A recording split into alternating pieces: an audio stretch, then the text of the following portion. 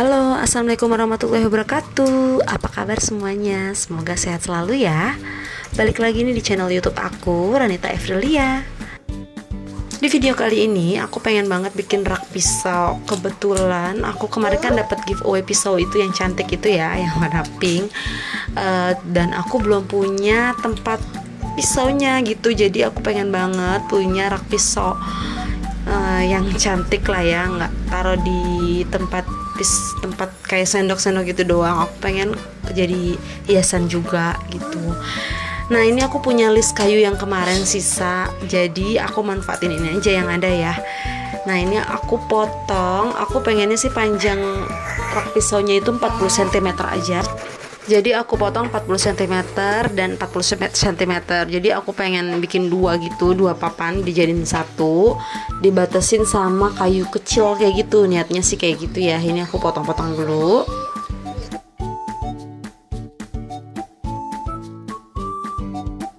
Sebenarnya sih paling enak ya tinggal beli, cuman karena memang akunya yang selalu mau ribet, jadi ya ribet sendiri deh kayak gitu.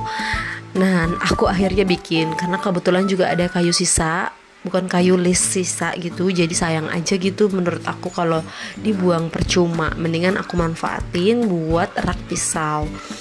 Nah, ini udah aku potong sesuai dengan yang aku pengen panjangnya. Terus aku niatnya mau potong-potong lagi kayu yang kecil, tapi ternyata gak bisa pakai kayu-kayu kecil kayak gitu. Digergaji kan gak bisa, jadi aku pahat kayak gini. Dan pas aku pakuin ke list satu lagi gitu, pengen aku satuin gitu jadi pembatas kayak gitu, ternyata nggak bisa dan pecah-pecah terus. Aku udah coba berulang kali dengan tipe kayu apa aja, tetap nggak bisa karena selalu pecah, karena itu mungkin terlalu kecil gitu ya, jadinya pecah-pecah terus. Nah, ini aku bingung banget nih gimana nih, tapi kan udah sayang banget ya, udah aku potong-potong. Niat juga pengen bikin banget rak pisau karena pengen banget punya gitu kan, biar rapi pisau-pisau aku dan cantik. Dan aku ngide sendiri pakai lem Korea dan nggak bisa juga dong pakai lem Korea. Seharusnya sih pakai lem kayu ya, mungkin bisa karena kebetulan adanya di rumah lem Korea ya, aku pakainya lem Korea dan nggak berusaha buat beli juga ya. Jadi gak bisa juga aku potong-potong kayu yang tipe kayu lain juga gak bisa. Pokoknya di sini aku banyak cari cara gimana caranya biar bisa.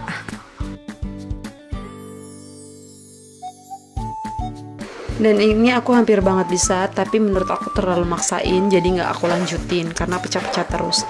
Dan aku baru inget kalau aku punya kayu yang beda, bukan list kayu yang biasa gitu. Jadi ada berukir-ukir kayak gini, bekas makeover kamar. Jadi aku pakai ini aja deh, coba gitu ya. Aku coba-coba terus sih pakai apa aja yang aku punya. Setelah aku gergaji, aku berniat nggak mau pakai paku lagi, tapi pakai mur. Jadi nanti aku puter-puter, nggak aku pantekin. Jadi aku pakai obeng aja untuk muter-muter kayak gini, tapi aku kasih kayu penahan juga biar tingginya sama. Bukan tinggi sih, lebar lubangnya itu sama kayak gitu. Jadi kayak gini nih.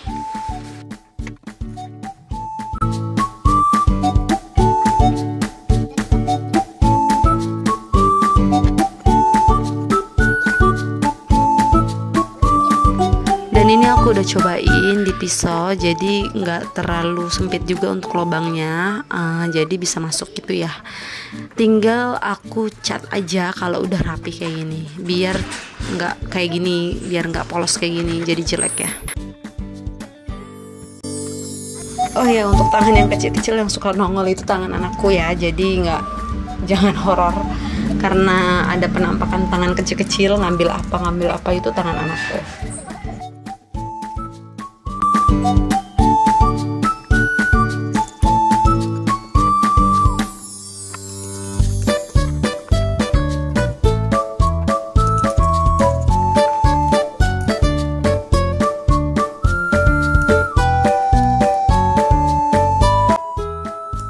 Oke, begini nih hasilnya, tinggal aku cat aja dan bagus juga untuk naruh-naruh pisau kayak gini. Niatnya sih sebenarnya nggak pakai mur tapi pakai paku, dan di list di pembatasnya itu dikasih list, tapi ternyata kenyataannya nggak bisa kayak gitu.